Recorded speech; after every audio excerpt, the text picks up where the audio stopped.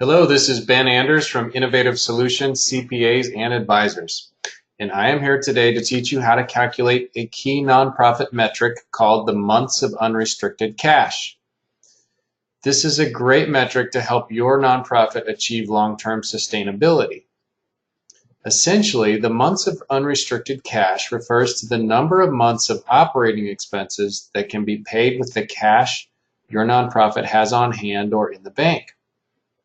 You may have heard that in personal finance, it's pretty important to have a 6-month reserve fund for a rainy day, or in case you lose your job, or have unexpected medical expenses, and so on.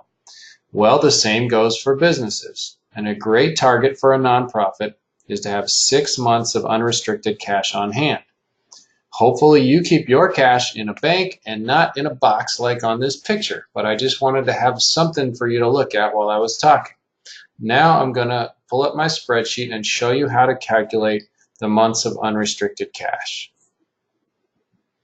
Okay, to calculate the months of unrestricted cash, you need 3 numbers off of 2 financial statements. First of all, off of your profit and loss, which in the nonprofit world is called the statement of financial activities, you will need one number. It's the total expenses, operating expenses for the year. And then off of the balance sheet, which in the nonprofit world is referred to as the statement of financial position, you will need 2 numbers.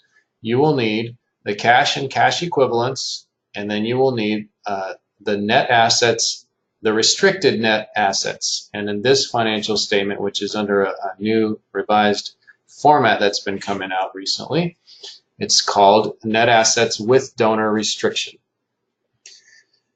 Okay, let's talk about how to calculate it. First of all, we need to get a monthly average of operating expenses. So we're going to take this $1,280,376 annual operating expense number and divide it by 12 to get the average annual monthly expense.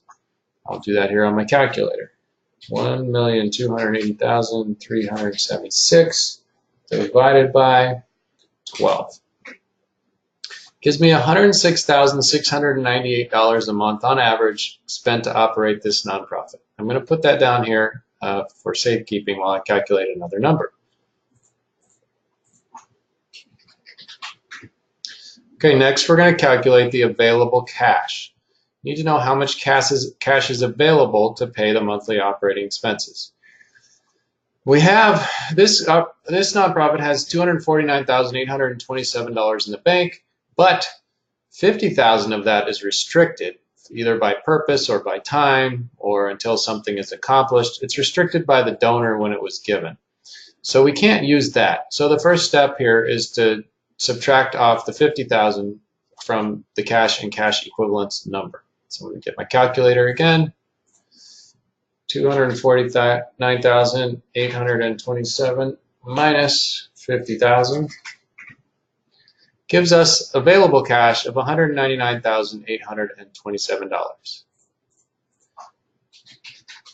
I'm going to put down here.